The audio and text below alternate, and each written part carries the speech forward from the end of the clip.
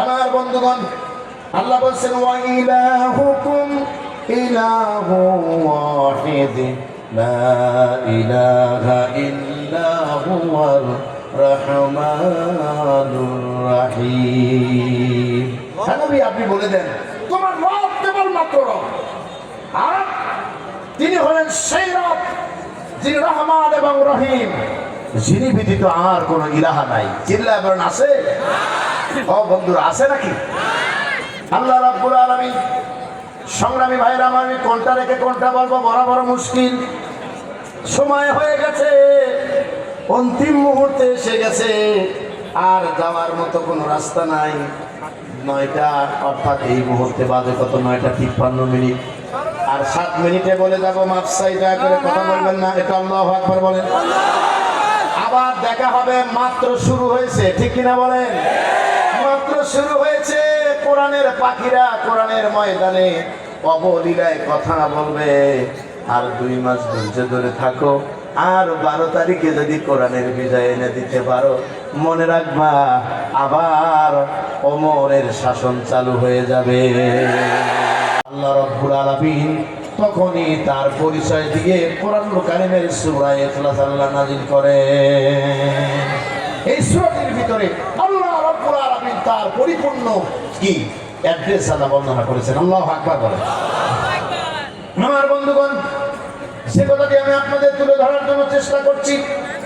এই সূরার ভিতরে আল্লাহ রাব্বুল আলামিন তার পরিচয় তুলে ধরেছেন।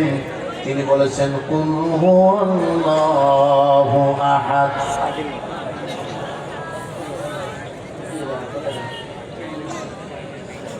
আমার বন্ধুগণ, আল্লাহ রাব্বুল আলামিন বলেছেন কুল হুয়াল্লাহু আহাদ।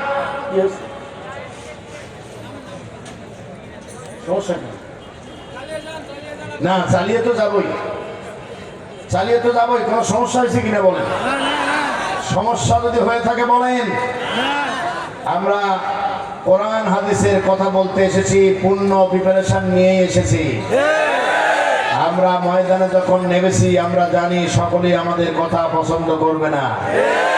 2-4 জন ভিতরে লাগবেই, আর লাগলেও কিছু আসে যায় না। তাদের পরিচয় আল্লাহ কোরআনে দিয়ে দিয়েছেন। যখন মুসলমানের সন্তান হয়ে কোরআন হাদিসের কথায় যখন সন্তুষ্ট হতে পারবে না, আপনি নিঃসন্দেহে মনে রাখবেন তার নাম হলো মুনাফিক। ওয়াইদা কিলা লাহুম তাআলাউ ইলা মা আনজালাল্লাহ ওয়া ইলার রাসূল রাআইতাল মুনাফিকিনা ইয়াসুদ্দুনা আনকা সুদুদা। হে নবী, যখন বলা হয় আসো আল্লাহ এবং আল্লাহর রাসূলের বিধান মানি, তখন আপনি এক শ্রেণীর মানুষকে দেখবেন তার আল্লাহ এবং আল্লাহর রাসূলের বিধান বাদ দিয়ে পাশ কেটে অন্যদিকে চলে যাচ্ছে। তখন আপনি নিঃসন্দেহে মনে করবেন এই লোকটা মুসলমান হলেও আদতে সে হলো মুনাফিক। আদতে তার নাম কি?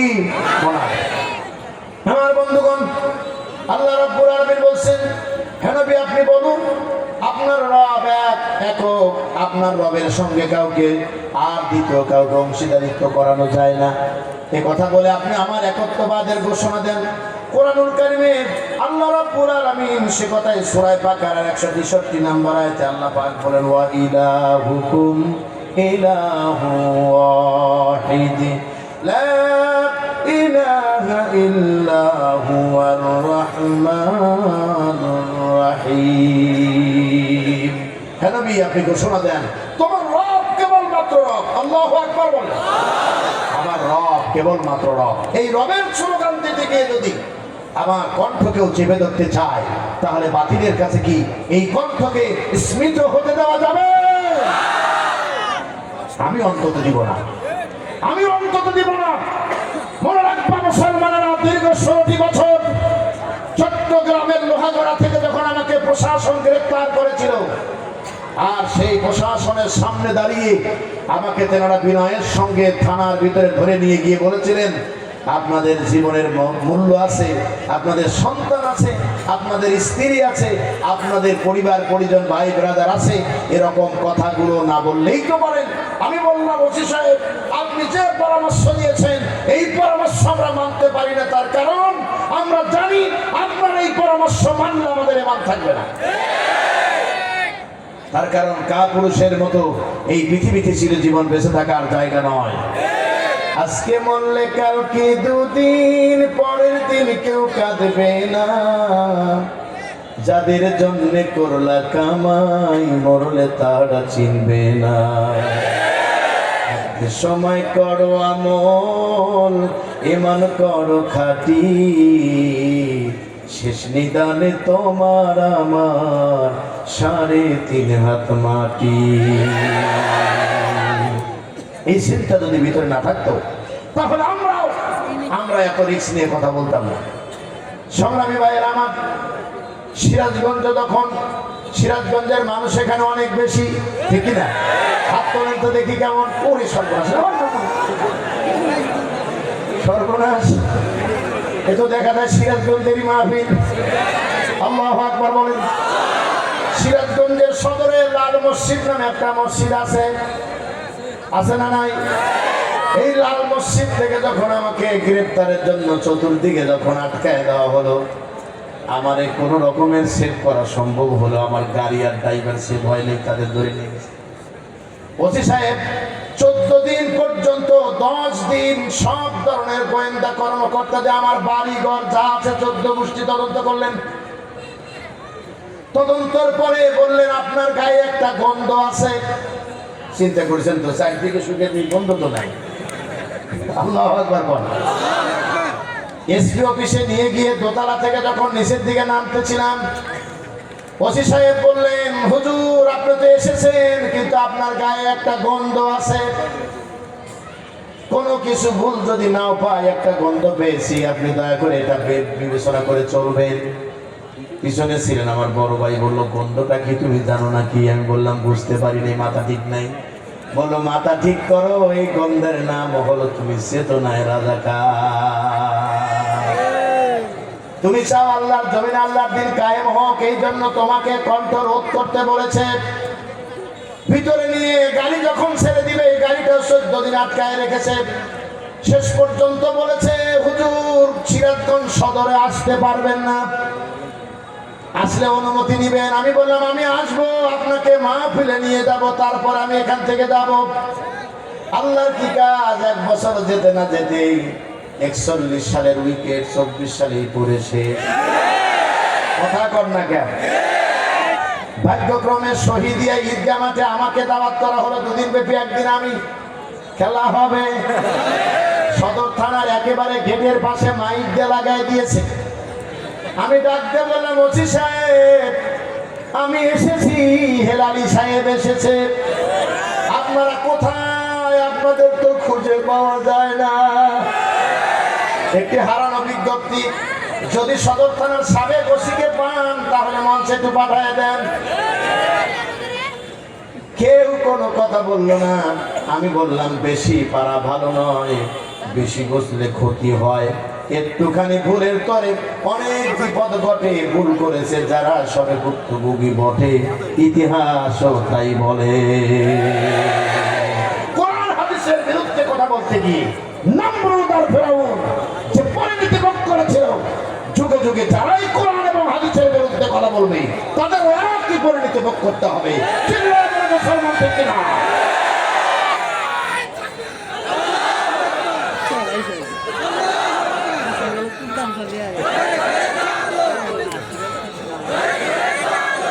আমার বন্ধুগণ, আপনাদের স্লোগান একটা উল্টা হচ্ছে। আমি আমার মতে বলবো, আপনারা পারলে সমর্থন করবেন। বলবো আপনারা বলছেন আল কোরআনের আলো, আপনারা সব বলছেন ঘরে ঘরে জ্বালো।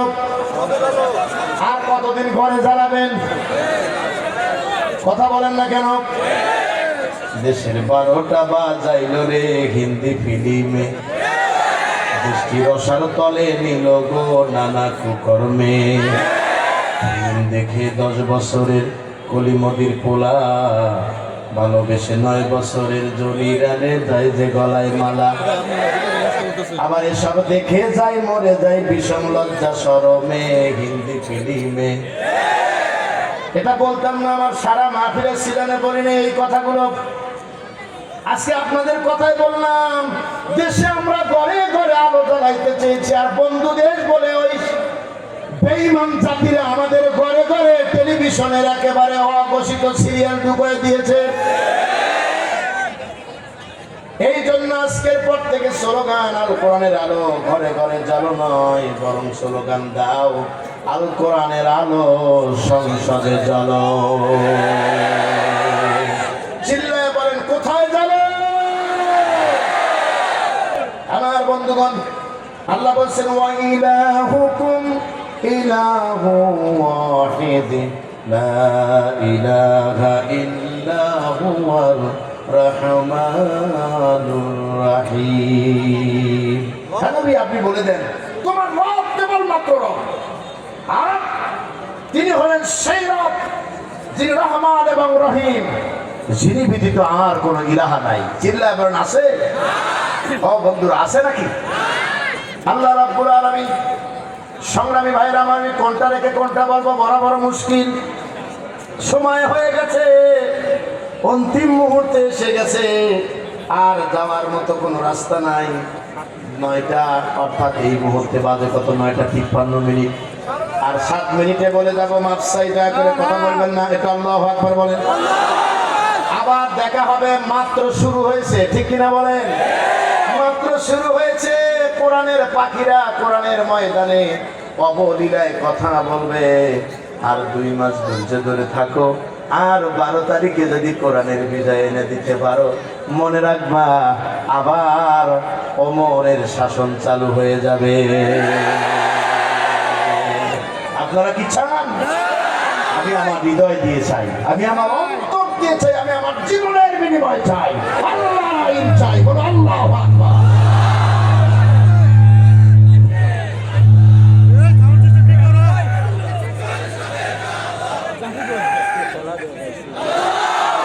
আমার বন্ধুগণ একটু শীতকালে একটু মাইক একটু এলোমেলো হয়ে গেছে। ঠিক আছে তো আল্লাহু আকবার।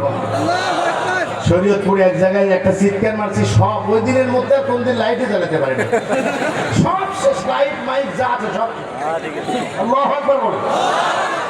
জনগণ বললো হুজুর তাহলে এখন কি উপায়? আমি বললাম আমি আমার কোনো দোষ নাই, আমার দোষ নেই। মানে মুখে একটু ওয়াশ করার পরে গাড়ি রাখবো বাইরে, কুয়াশায় বের হওয়া যাচ্ছে না। ড্রাইভার বললো বস মাইকেলা সব নষ্ট করে দিলেন, আমার গাড়ি যদি লাগছে কিছু পরে আবার। বললাম তাহলে কোনো কথা নেই, এখান থেকে চলে যাবো। আল্লাহু আকবার কর। আমার বন্ধুগণ দয়া করে মেহেরবানি করে আমার দিকে লক্ষ্য করেন।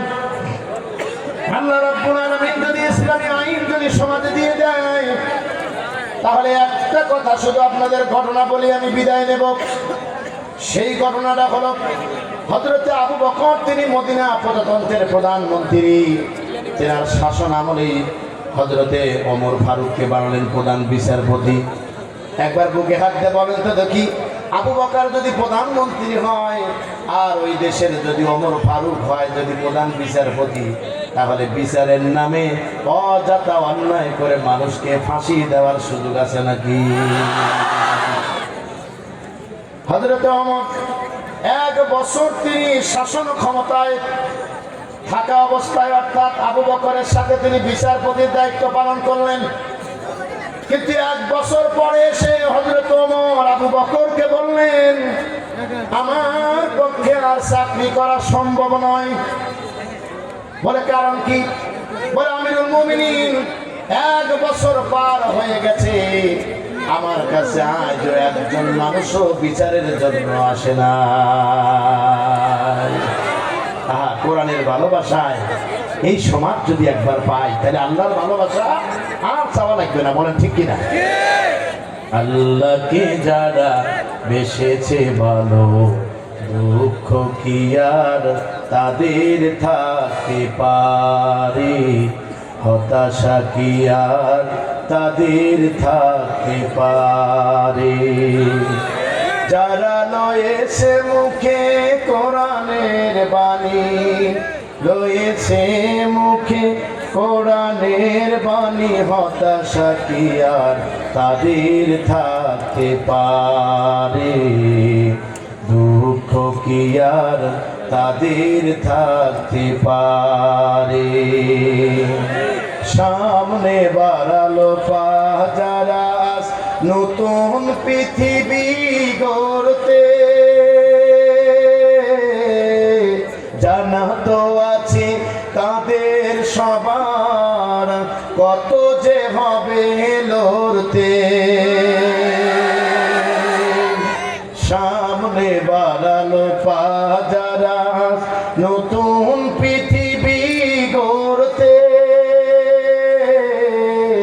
জানা তো আছে তাদের সবার কত যে হবে লড়তে, জীবনের সব পিছু টানতাই হেরে যায় বারে বারে, দুঃখ কি আর তাদের থাকতে পারে। আল্লাহু আকবার। আমার মুসলমানরা, আমি আপনাদের কষ্ট দিয়েছি, আপনারা কি রাগ করেছেন? আমার ভাইরা, শেষ পর্যন্ত একটি কথা আবেদন করেছেন, সত্য কথা এখন আমাকে বলতে হবে। আমি ওনাদেরকে এই দাওয়াত নেওয়ার পরে আমি এখান থেকে প্রায় 20 কিলোমিটার দূরে কবিরপুর ঢাকাতে আমার 1 ঘন্টার বক্তব্য আছে 10:30 থেকে। সেখানে আমি যাইতে চাইনি, কিন্তু অতীতের পরিচয় থাকার কারণে তারা আমাকে বলেছে আপনি কখন ছেড়ে দিবেন। কর্তৃপক্ষকে মেসেজ দিলাম যে আমাকে 10টার মধ্যে বের করে দিবেন, তাই ইনশাআল্লাহ। ভালো করে বুঝেন, এখন যদি আমার কথা বিশ্বাস নাও হয়, পোস্টারে লেখা আছে হেলালি সাহেব 9টা থেকে 10টা, তার মানে হলো এরপর আমি কি করব তার কোনো কৈফত আছে নাকি? যেহেতু কোনো কৈফত নাই, আমারও কোনো অভিযোগ নাই, চলে যাব। তবে যাওয়ার আগে বলে যাচ্ছি, এই কোরআনই দিতে পারে মানুষের জীবনের মুক্তি। আসেন কোরআন পড়ি, তদ অনুযায়ী জীবন গড়ি। হযরত ওমর বলেন, আমিরুল মুমিন, আমি যে দেশের প্রধান বিচারপতি, একটা দিনের জন্য কেউ বিচার চাইলে, কই কেন চাইলে একটু তদন্ত করে দেখো। তদন্ত করে বের করে আনলেন, আর বের করে এনে প্রমাণ করলেন, আমিরুল মুমিনিন, আমি যে দেশের প্রধানমন্ত্রীর প্রধান বিচারপতি, ওই দেশের সংবিধান চলে আল্লাহ রাব্বুল আলামিনের কোরআন দিয়ে। বলো আল্লাহু আকবার। সুতরাং সেই কোরআনের সমাজ বিনির্মাণে যারা বাধা হয়ে দাঁড়াবে, তাদেরকে বলছি, এই অবৈধ টাকা কিন্তু নিতে পারবেন না পরকালে। এই অবৈধ ক্ষমতা কিন্তু কিয়ামতের দিন দাপট থাকবে না। এখনো সময় আছে, কোরআনের পক্ষে চলে আসেন। বলে ঠিক না? আজরাইল খায় না ঘুষ, শোনরে ওহ মানুষ, ঠিক না? কি হবে কালো টাকার পাহাড় গড়িয়া, আইসো খালি যাইবা খালি 3 টুকরা কাপড় লইয়া। বলেন, আইসো খালি যাইবা খালি 3 টুকরা কাপড় লইয়া। আজরাইলে খায় না ঘুষ, শোনো রে ওহ মানুষ, আজরাইলে খায় না ঘুষ, শোনো রে ওহ মানুষ, কি হবে কালো টাকার পাহাড় গড়িয়া, আইসো খালি যাইবা খালি 3 টুকরা কাপড় লইয়া। ঠিক কিনা বলেন? ক্ষমা করে দিবেন, সকলেই ভালো থাকবেন, সুন্দর থাকবেন। প্রত্যাশা রাখছি মহান রবের কাছে, কর্তৃপক্ষকে আমার পক্ষ থেকে ধন্যবাদ জানাচ্ছি, আমার মতন অপর্ণ একজন আলেমকে এইখানে কথা বলার সুযোগ করে দেওয়ার জন্য।